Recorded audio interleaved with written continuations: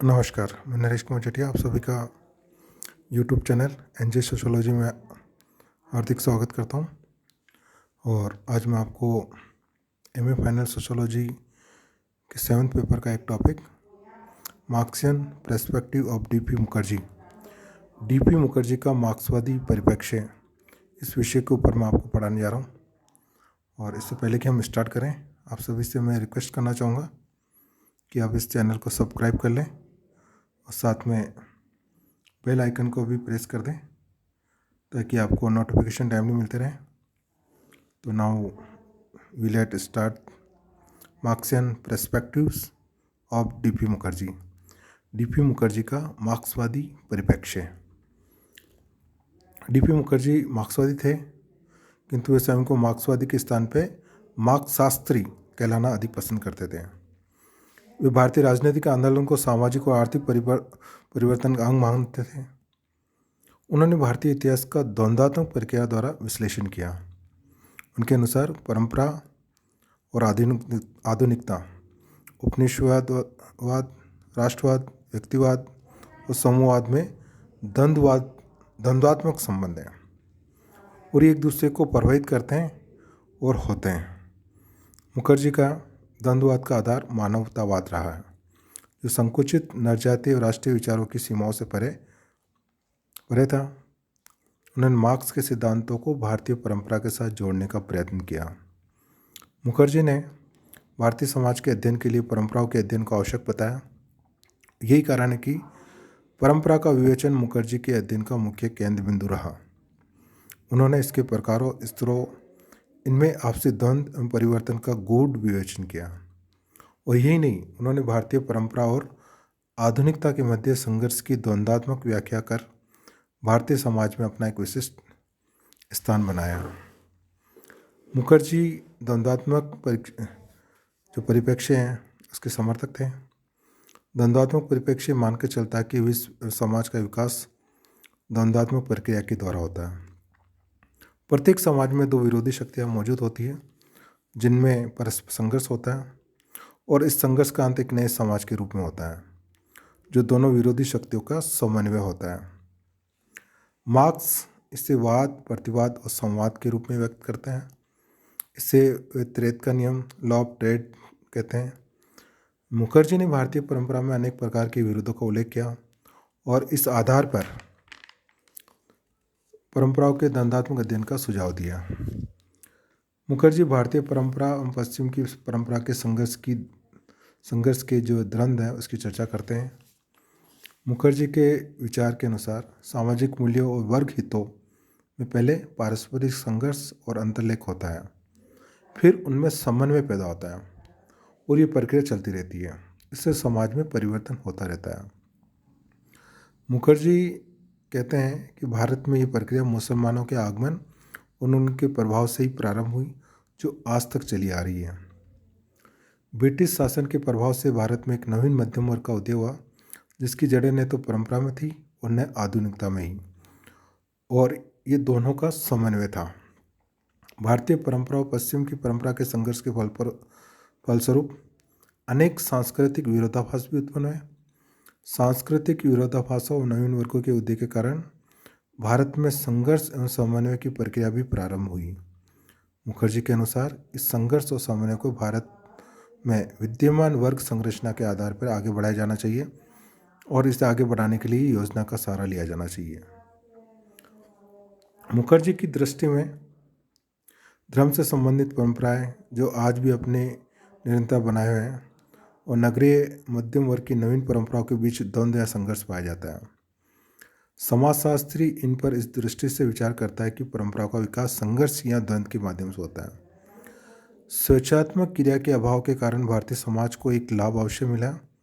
कुछ मध्यम वर्गों को छोड़कर भारतीय जीवन की एक महत्वपूर्ण विशेषता लोगों में नैराश्य या कुंठा का अभाव है। यदि हम भारतीय किसान तथा परिवार के मुखिया को देखें तो पाएंगे उनमें आकांक्षाओं का स्तर नीचा पाया जाता है। ये आकांक्षाओं का स्तर परंपराओं द्वारा निर्देशित होता है, जो अधिकतर भारतीयों के लिए संस्कृति और मूल्यों का स्तर निर्धारित करते हैं। मुखर्जी ने परंपरा और आधुनिकता के द्वंद्व का भी उल्लेख किया। उन्होंने इन्हें क्रमशः वाद, प्रतिवाद के रूप में दर्शाया। दोनों के संघर्ष से ही आधुनिकीकरण पनपता है, जो दोनों का समन्वय भी है। उनका मत है कि आधुनिकीकरण को समझने के लिए परंपरा को समझना आवश्यक है, क्योंकि वर्तमान का अध्ययन भूतकाल के संदर्भ में ही किया जा सकता है। मुखर्जी जो है, उन्होंने उनके अनुसार जो परंपराओं में परिवर्तन के 3 तत्वों यानी श्रुति, स्मृति और अनुभव की मान्यता प्रदान की गई है।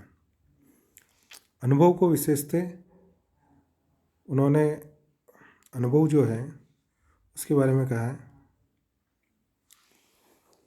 अत्यंत महत्वपूर्ण तत्व माना। कई उपनिषद तो व्यक्तिगत अनुभव पर आधारित है। व्यक्तिगत अनुभव शीघ्र ही सामूहिक अनुभव के रूप में पुष्पित हुआ है।